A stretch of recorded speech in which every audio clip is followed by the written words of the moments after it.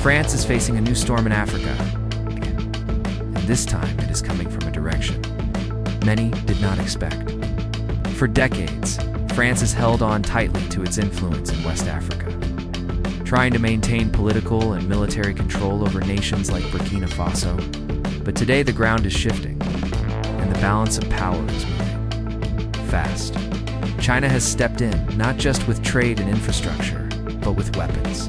Not just any weapons, next generation, modern. Deadly systems that could change the game completely. Burkina Faso, a nation that has been battling terrorism, instability, and foreign interference, is suddenly being equipped with advanced technology that France cannot easily match. This isn't just about guns or tanks.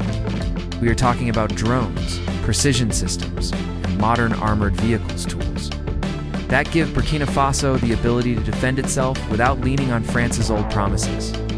You can almost feel the frustration in Paris as Beijing quietly but powerfully strengthens its ties with Ouagadougou. For the people of Burkina Faso, there is a sense of pride and a feeling of independence growing stronger by the day.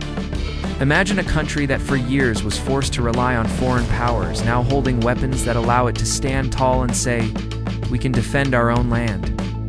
That is more than just military hardware, it is dignity, it is sovereignty.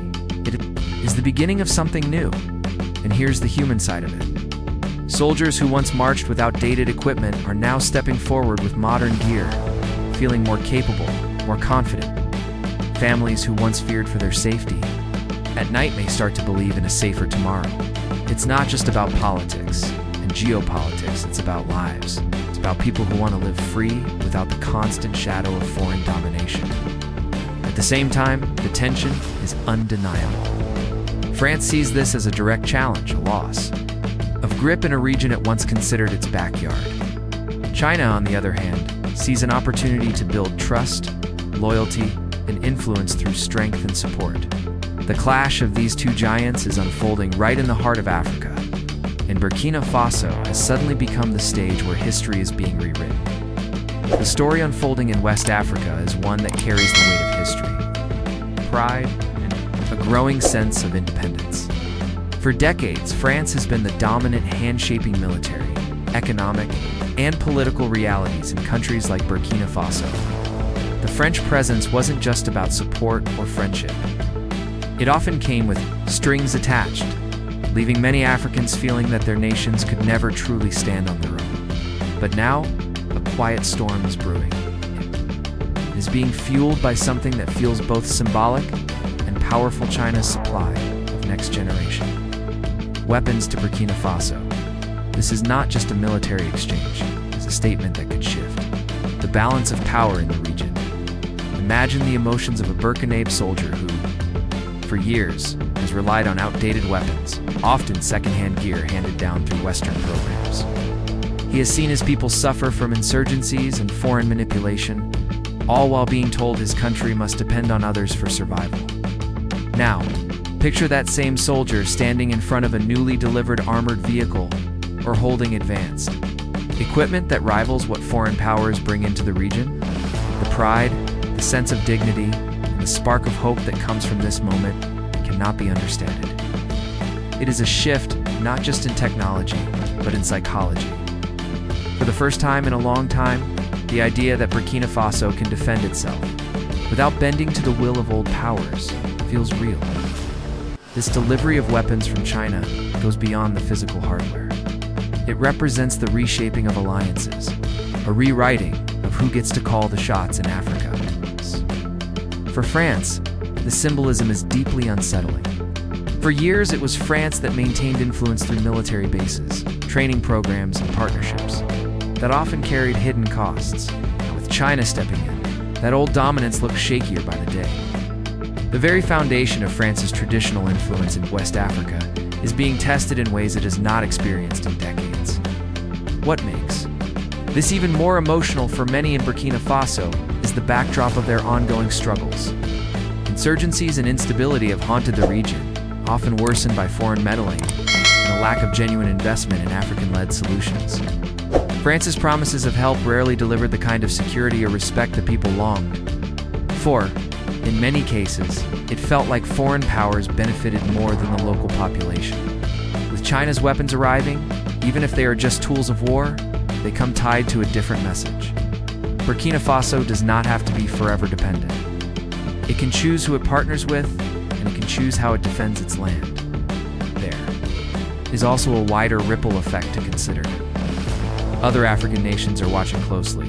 They see Burkina Faso, a country often overlooked on the global stage, suddenly emerging with the backing of a major global power. They see a nation daring to turn away from its former colonial master and align itself in a way that could inspire others to do the same.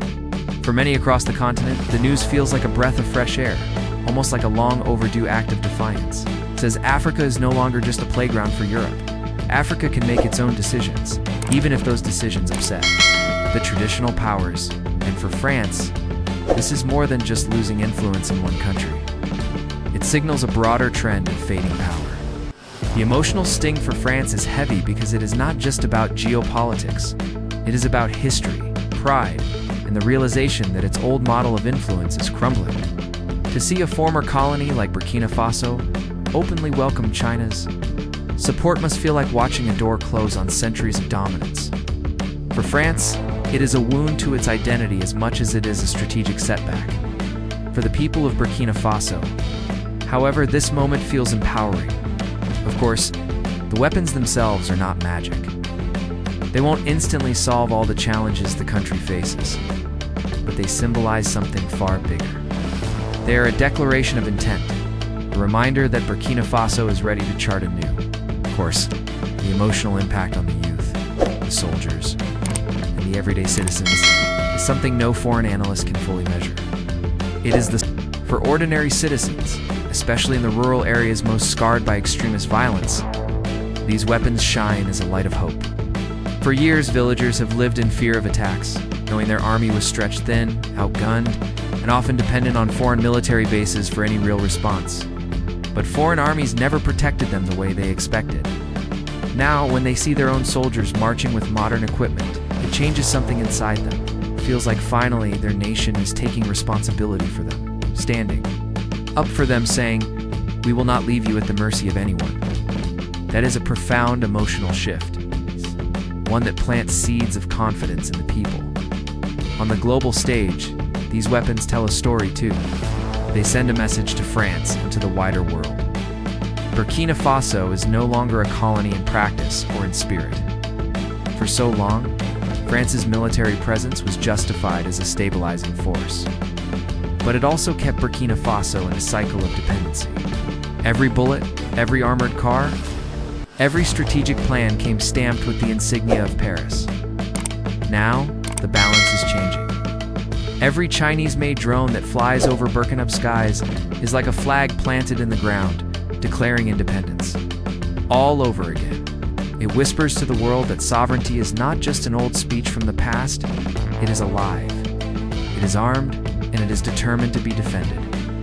But beyond the politics, beyond the chessboard of international influence, the heart of this moment lies in how it feels to the people themselves. In every Burkina home, there is a quiet conversation happening. Parents telling their children that the country is no longer defenseless. Elders recalling how their nation once fought for independence. With bare hands and old rifles, and young people daring to dream of a Burkina Faso where they can live without fear, the pride is not loud or arrogant. It is steady, deep, like the heartbeat of a nation rediscovering its own strength. Yes, weapons are tools of war, and yes, they bring their own risks. But for Burkina Faso, they are also symbols of healing, of no longer being told that the nation is too weak to survive on its own. They are symbols of sovereignty in its purest form, the right to defend your people with your own hands, without kneeling to anyone else. When you look at what is happening in Burkina Faso right now, it feels like more than just military strategy. It feels like history is shifting right before our eyes. The arrival of Chinese weapons in the country isn't just about firepower.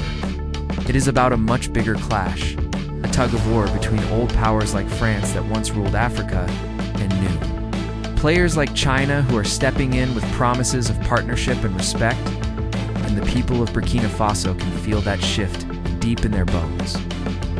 for decades. France stood as the self-proclaimed guardian of its former colonies. Its presence was everywhere in the schools, in the banks, in the military bases, even in the language spoken on the streets. But behind the polite words of cooperation, there was always a quiet undertone of control. Many Africans sensed it. They knew that the help they were receiving was never truly free, that France still held the strings and pulled them whenever it wanted. In Burkina Faso, this control was felt most painfully in the area of security. Villages were under attack. Insurgents were rising, and yet French military presence didn't stop the bloodshed. It left people asking, if the so-called protector cannot protect us, then what is the point of his power? Enter China. Its approach has been different, at least in appearance. Instead of sending troops, it sent equipment. Instead of dictating terms, it framed the partnership as one of equals. And in doing so, China tapped into something emotional, something France had failed to grasp. For a nation struggling to reclaim its pride and sovereignty, being trusted enough to hold advanced weapons in its own hands feels like respect. It feels like dignity. And that matters more than any speech at the United Nations or any promise. From Paris, the clash is not just political. It's deeply personal for the people who live through it. Imagine being a Burkina citizen, watching the power dynamics unfold. On one side, you have France, a former colonizer, still clinging to influence, still reminding you of old ties.